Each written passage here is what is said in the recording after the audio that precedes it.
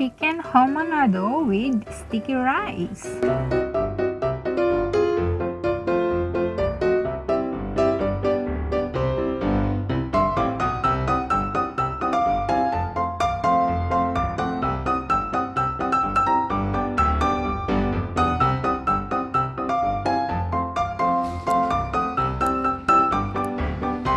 Ito yung aking whole chicken. Bali, inalis ko yung buto sa legs at saka sa may likod niya. Yan, at sa loob wala na siyang buto. Dito, nalis ko.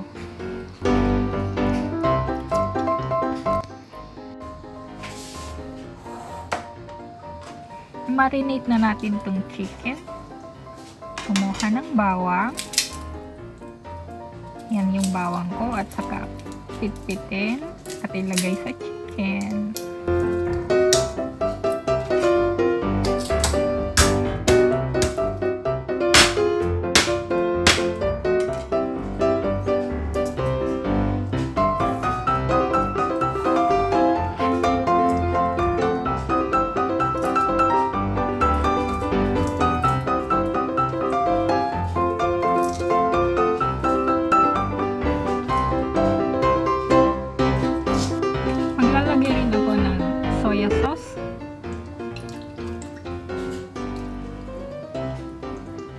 Tatlong kutsara.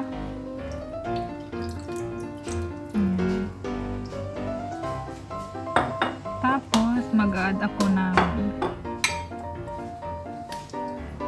ground black pepper.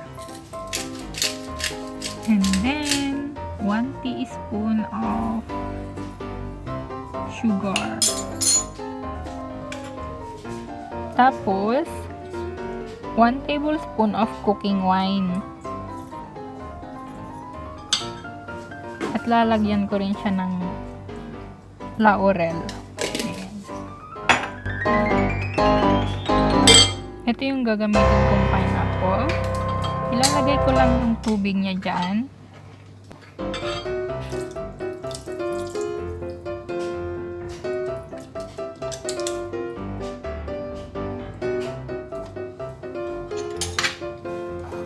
Nilagyan ko rin siya ng asin. Yan. Ganyang kadami yung nilagay ko. Nagpipit rin ako ng tanglad.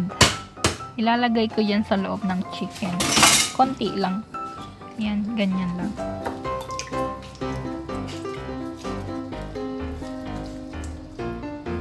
Ilalagay ko siya sa plastic kasi mas magandang i-marinate doon. Tapos, marinate ko siya ng 2 hours.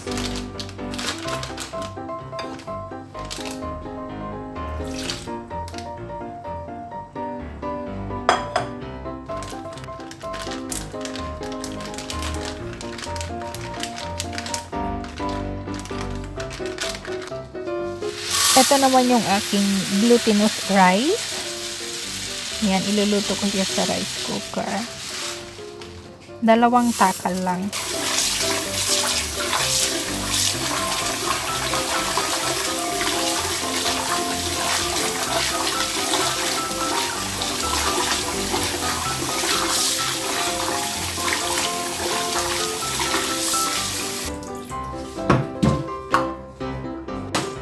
Lalagyan ko siya ng coconut milk, 1 takal, tapos 1 takal din na tubig.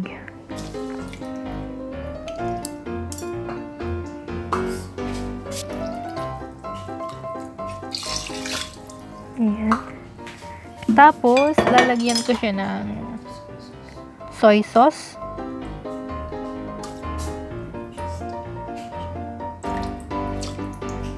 Dalawang kutsara na malaki.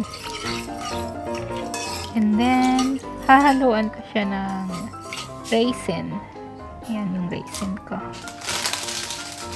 Tapos, iluto natin ng 35 minutes sa rice cooker.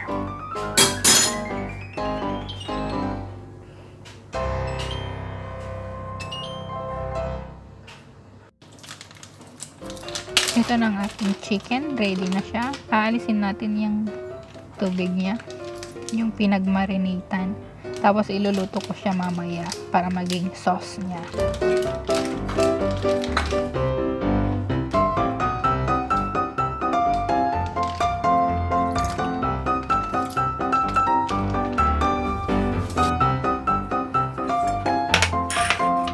Ito na yung aking sticky rice, luto na. So, ilalagay natin dyan sa loob ng chicken. Lagay natin lahat. So, habang inilalagay natin to, painitin na natin yung palayok. Yes, sa kawali ko siya iluluto.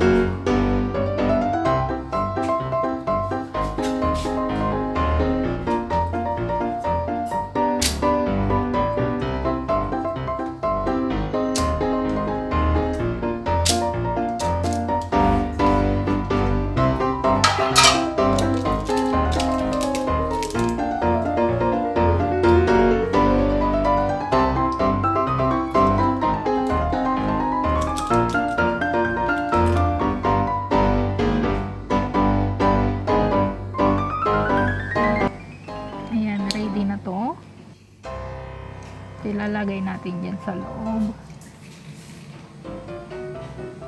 Yan.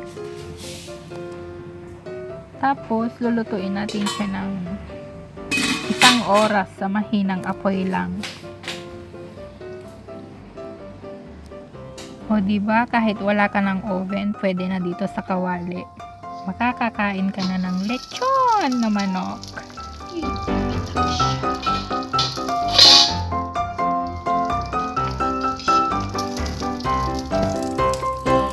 Heto na, luto na siya. Yung tubig niya, ilalagay natin siya sa small na kaserola. Ayan. Pakuluan natin hanggang sa lumiit yung tubig niya. Tapos lalagyan ko ng 1 tablespoon of cornstarch para lumapot konti.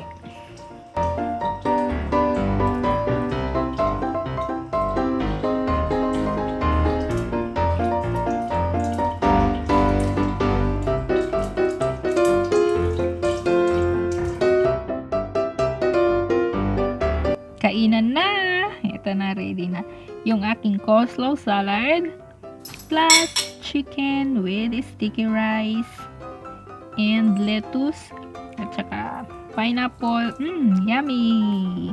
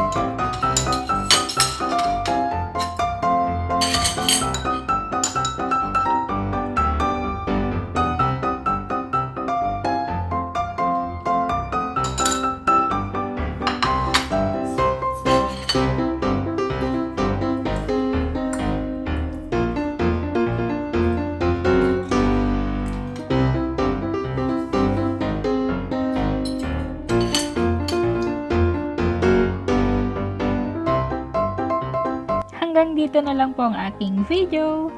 Thank you for watching. See you next time. Bye!